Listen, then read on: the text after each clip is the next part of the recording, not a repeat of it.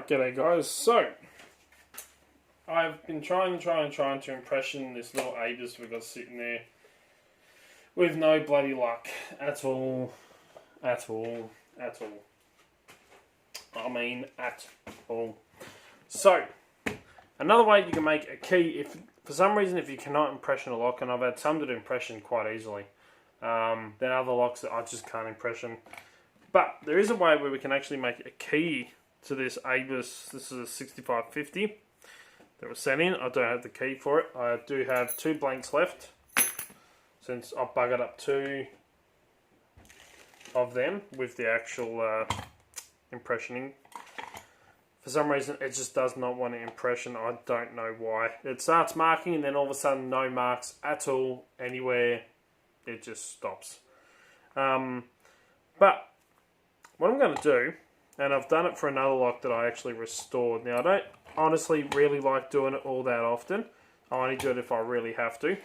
But I do have some spare brass that I used to make some pins with, which I'm thinking is about the right thickness to make some little plugs to re-plug this afterwards. So what I'm going to actually do is drill out the plugs. So I need a drill.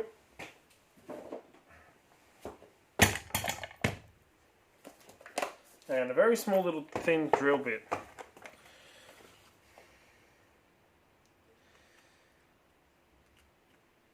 It's just the right size.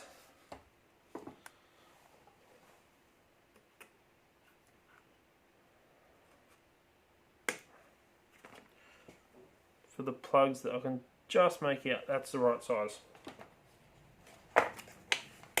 So I'm literally just going to lightly drill out the plugs that are holding the core, the pins in, and then I can literally just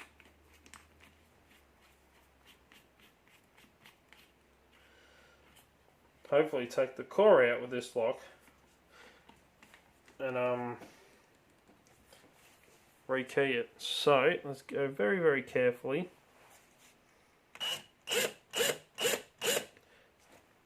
It's our first one. I'm not quite centre.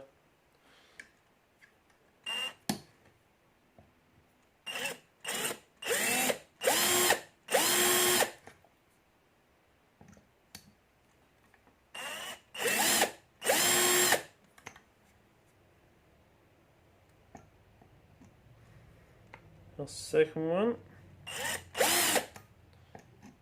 third, fourth, fifth, sixth.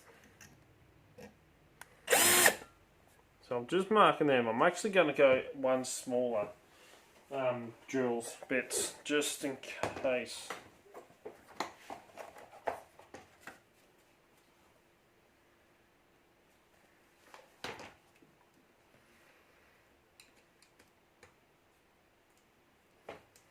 Sometimes I'll do this, I'll literally just go one slightly smaller because sometimes the plug will just pull out when you're drilling. So just to be careful.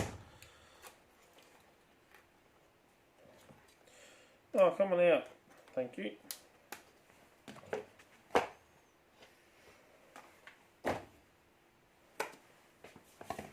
And if I need to, I can use the big one.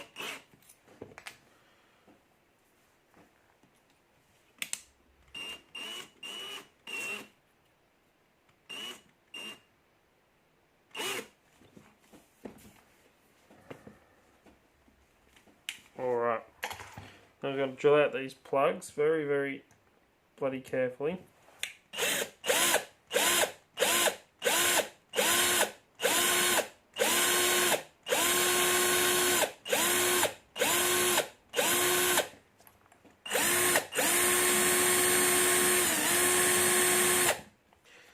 Sometimes you actually feel it give. That's where you know you're... There it goes.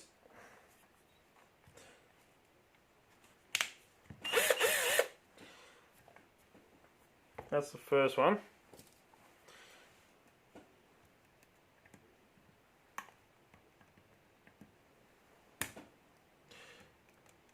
As I expected, that plug had fallen in. That's alright, I can remove that.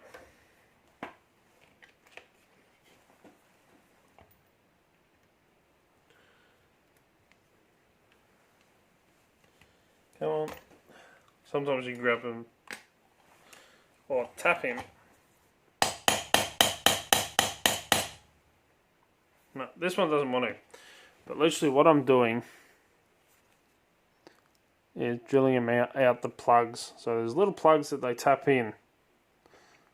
You can see him, he's dropped down there. That holds the pins in. And you can drill them out. So I'm going to have to switch over to the bigger drill bit to remove the rest of that plug. So the old Lockwood, the 90s vintage one that I sent over to Big Al, Albert LaBelle, that I ended up doing this way. I ended up gutting it off because I put a brand new key to it. And I drilled out all the plugs and replaced the plugs. There we go. So yeah, that's usually what I like to do. So there is our what's left of our little plug that I'm actually going to make new ones with the brass rod that I've got here. So now I can just drill out the rest and hopefully the core will come out. Now sometimes you can accidentally damage the springs. I'm trying not to do that, but it's another method of you know, rekeying or working out the bitting of a lock. So I'll pause you so I don't bore you with it and I'll drill out the rest. Alright, so all my plugs have been drilled out. And these are the plugs just here. So the little brass plugs they put in, and as I said, we're going to remake these with this 3mm brass rod, or a little bit of brass I got left over. I got another bit in my Re-Key kit. I carry it just in case I have to make a custom pin. All my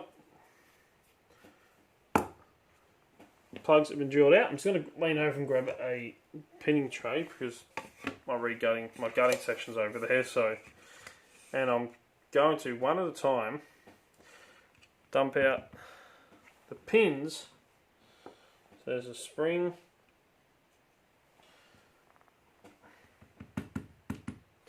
And here are my two pins. So we've got our driver and our key pin. Driver. So let's print all these out now. Hopefully I haven't mangled the springs too bad. That one looks mangled, but I don't think that was me. Oh, we've got a spool in that one. Of course we do, it's an A-burst, why wouldn't we?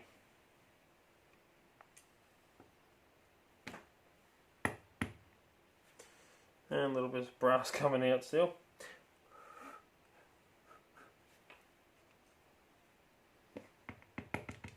So as I said, this isn't my favourite method of making a key for a lock, but it's a surefire way of getting it done. I will not do this on vintage locks, unless I absolutely have to. I much prefer to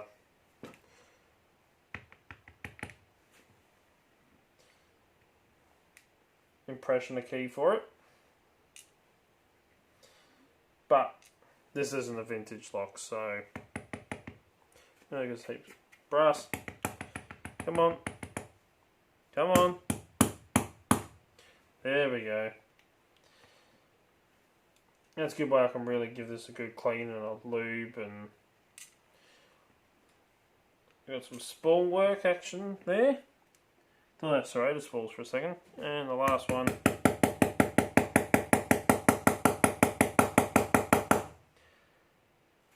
What's in that last one? Come on.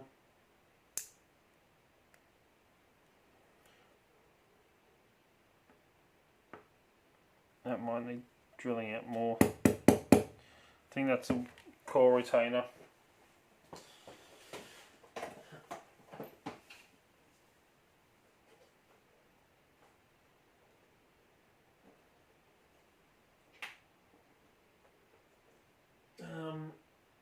Come on out, drill bit. That looks like the core retainer. I'm hoping it's the core retainer. Usually it's just a pin, but I might have to drill it right out.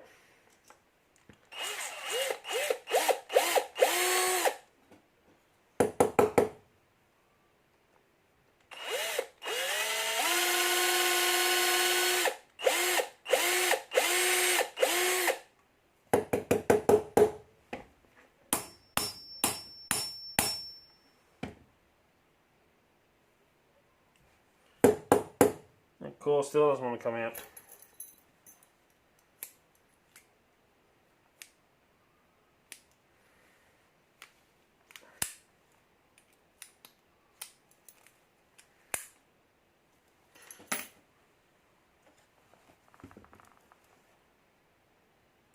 I can feel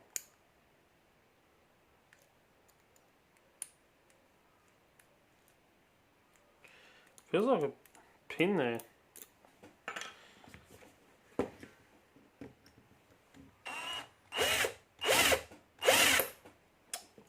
This is why you don't buy cheap drill bits. They have a tendency of freaking breaking.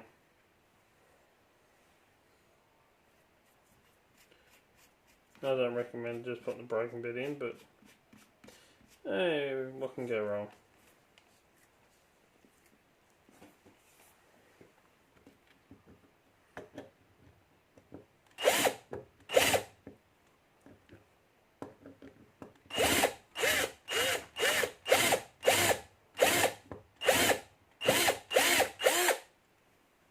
It just comes off.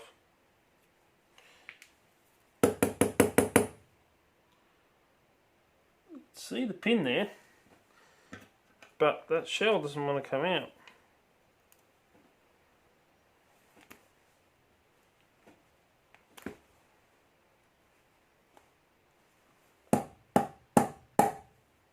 Come on.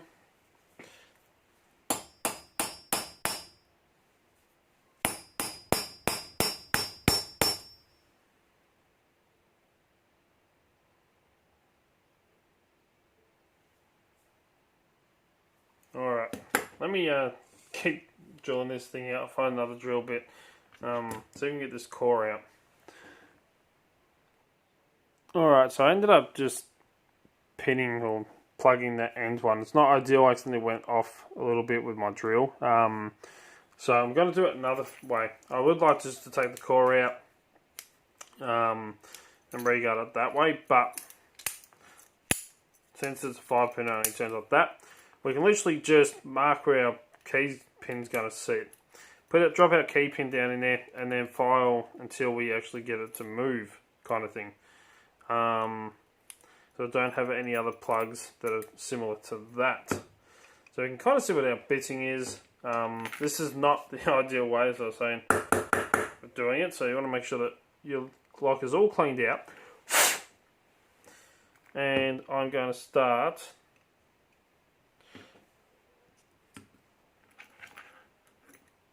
by marking where my last key pin is. So how I'm going to do that, it's kind of like impressioning. Let me just take this off of here.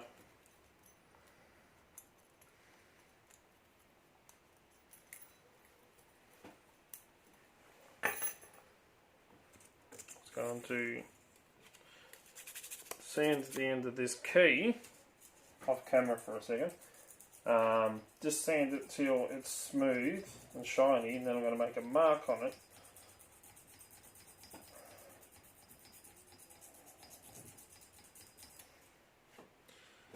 So I can actually see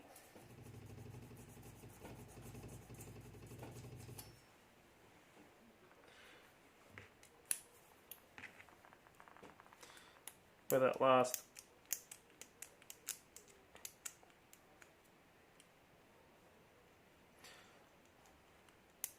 pin's going to sit. That should give me, yep, nice little marking of that last pin's going to set. So I'm going to take my very last pin, drop him down in there. I've done this for a few locks, so I can tell you that now. Make sure he's down in there so that the actual key just won't turn. Nope. Gonna go like that. Won't turn. Make sure it's down. Now, I have my impressioning file.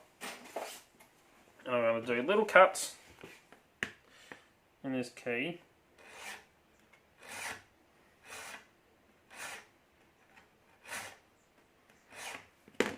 Until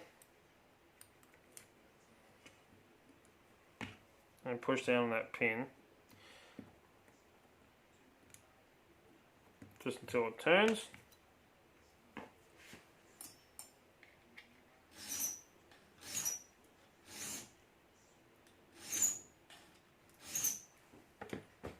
Just a little bit at a time. Pushing down the pin acts like that driver and spring. Nope, it's not going to work. So I'm going to keep going until that happens and then work my way through all the pins. So I'll pause you, we'll come back to the end. Alright, so just like impressioning, the trick is not to take off too much as you file the key down. Keep your file nice and flat, nice and level.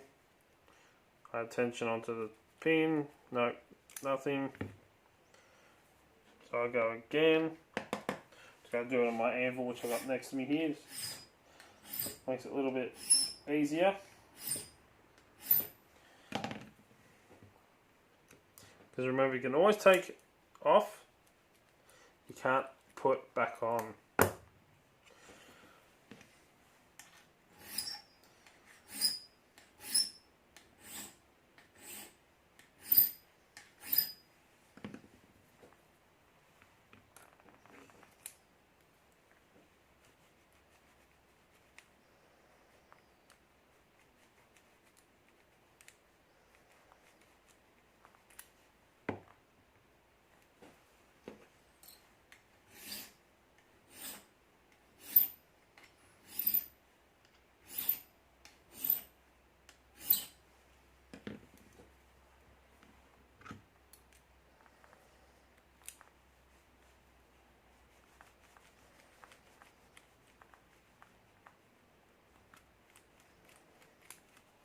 There we go. Still catches a little bit, so I'm just going to adjust that. I can kind of see where it's catching.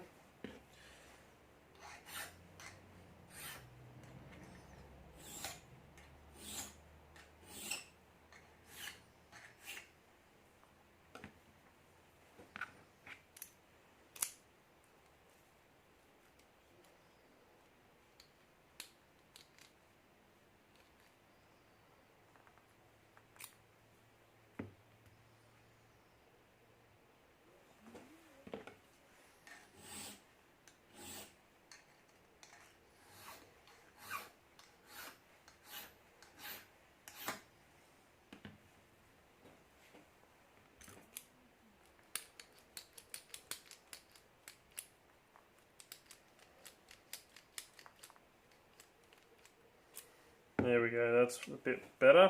Take a little bit more, not a whole lot, just a little polishing. That's much better. Now, I can go ahead and put my pins back in.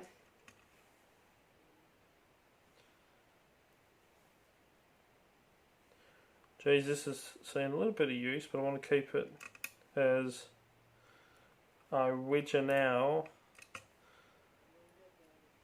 as possible.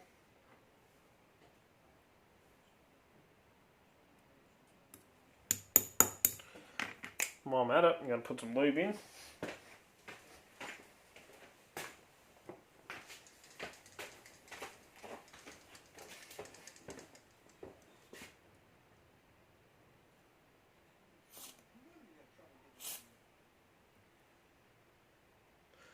I like to lube it up.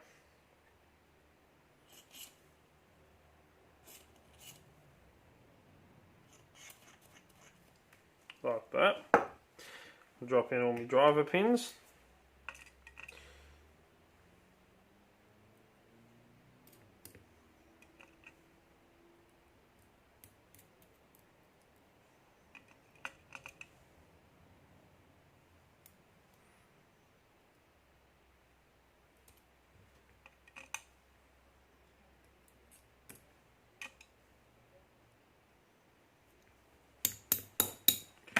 another good square of lube down each chamber.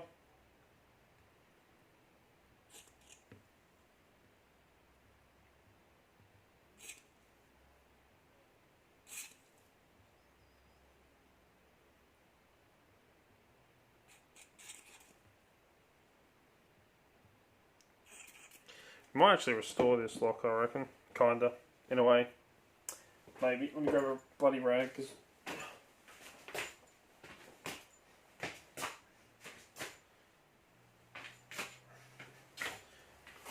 while I'm limping like shit. Because my bloody knee. Can't wait for it to get fixed. Or heal, or whatever happens to it. Right. Got a bit of lube in there. Gonna put my springs in. I'm going to keep the original springs. I mean, adds character to it.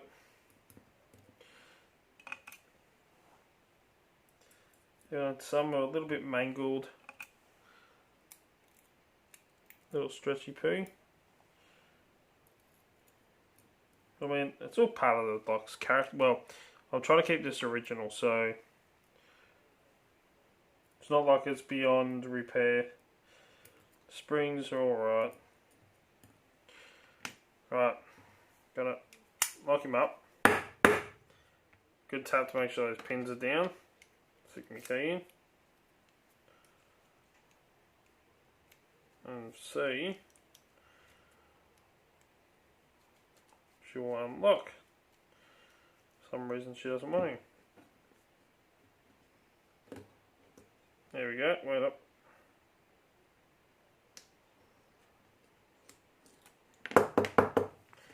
Do that squirt loop down there.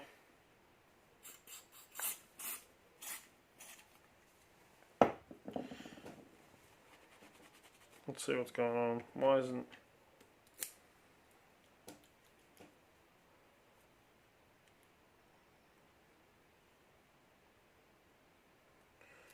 Might be why I was having trouble impressing it.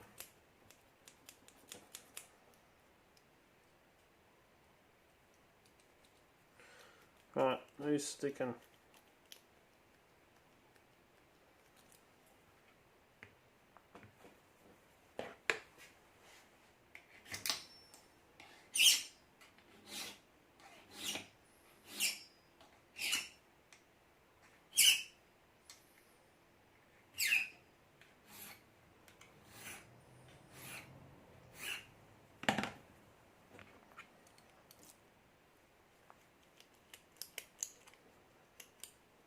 There we go, she likes to stick a little bit, just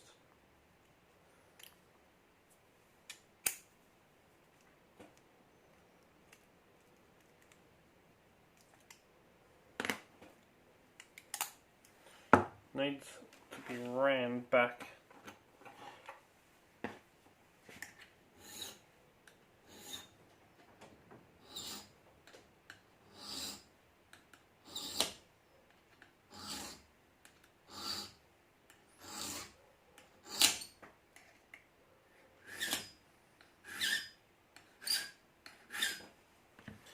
Run those cuts back a little bit.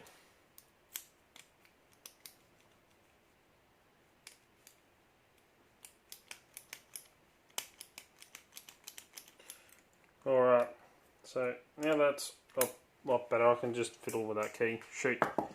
So we're going to make some plugs. In order to make plugs we need a little bit of brass.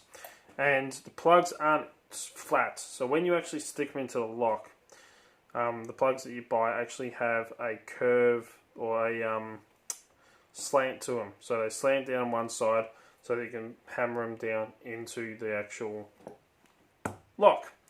So, I mean, you could go and flatten in, try and fit in this, but it's a little bit too big. Just a fraction too big. That's why you want to put like a taper, that's the bloody word I'm after. Sorry, medication knocked me for 6.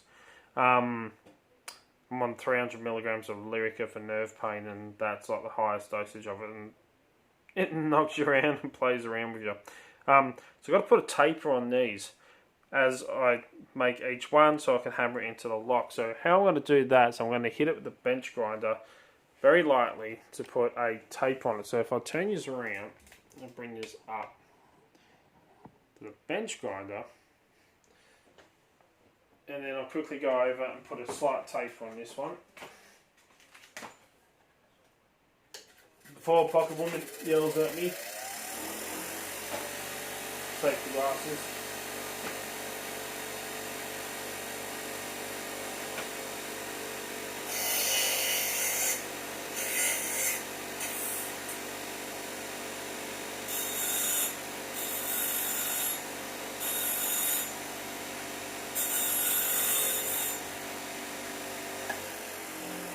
Then we go back, I'm going to do this for each one.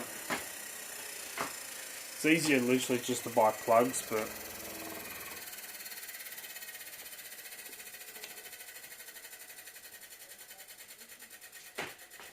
and then I'm just going to use my Dremel to cut it off. Now we don't need a massive plug, we only need like 4 mil, if that. You can kind of see on this plug, this is the one that come out of it, has a slight taper on that end. And that's what you hammer down into it. I've made quite an exaggerated taper on this, but enough that I can get that, I'll be able to get that to fit in there. So now I'm just going to hit this with the Dremel and cut it down, which I do just off camera. Whoop, that was my finger.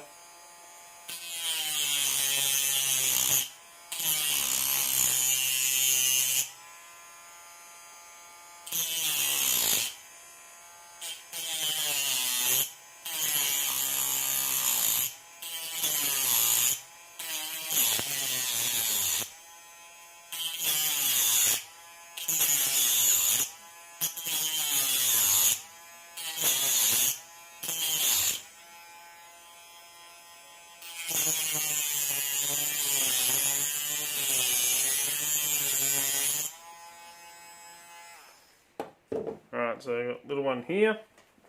I'm just going to grab my little multi-grips. Alright, that's the keys. Oh, come on out of my bloody pocket. There we are. I carry these things on me every bloody day, the Cobras. Come in so bloody handy. Probably one of the best tools I've actually bought. That Jason's had. Now, this isn't exactly neat, because what I can do is go across and hit this with a file very lightly to make it nice and even. But I'm going to put my plug in like that, and then if I bring the Gary Ample across,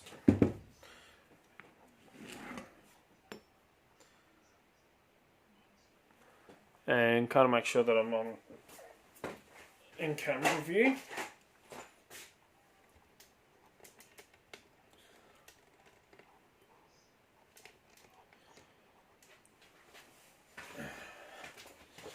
I'm just going to knock these plugs in.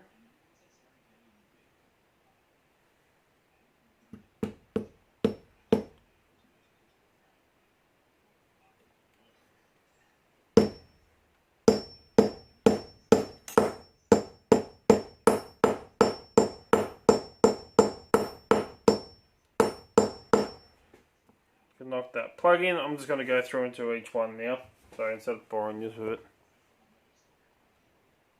Okay, so I've put in all the plugs, which you can kind of see, and I know they're not perfect, they really aren't. But what I'm going to do now is just knock them down with a file. Take the glasses off now. You should have a flat file here somewhere. A little one. Literally, I'm just going to knock them down. I can move my anvil out the way.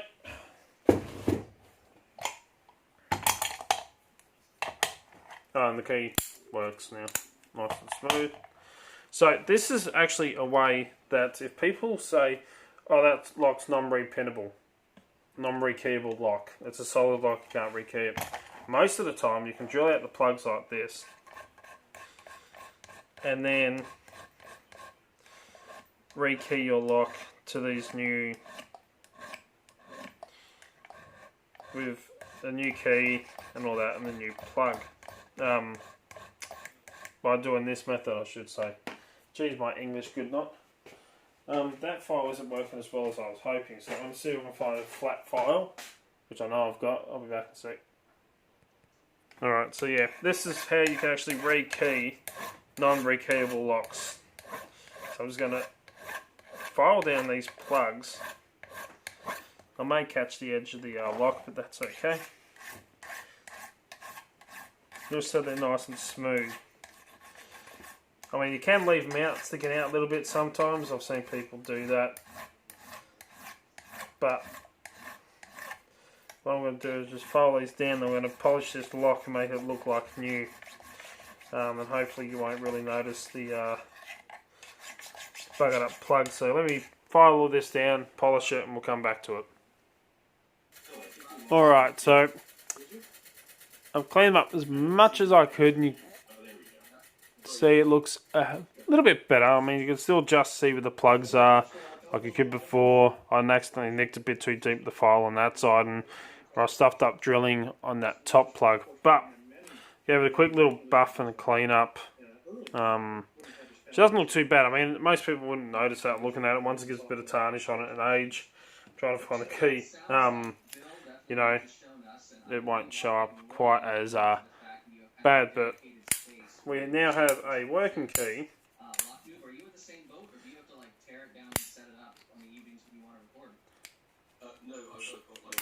So that is a harder way of making a key for a lock, but this is a fantastic way to actually make it re-key a non-rekeyable lock, for what they call non-rekeyable.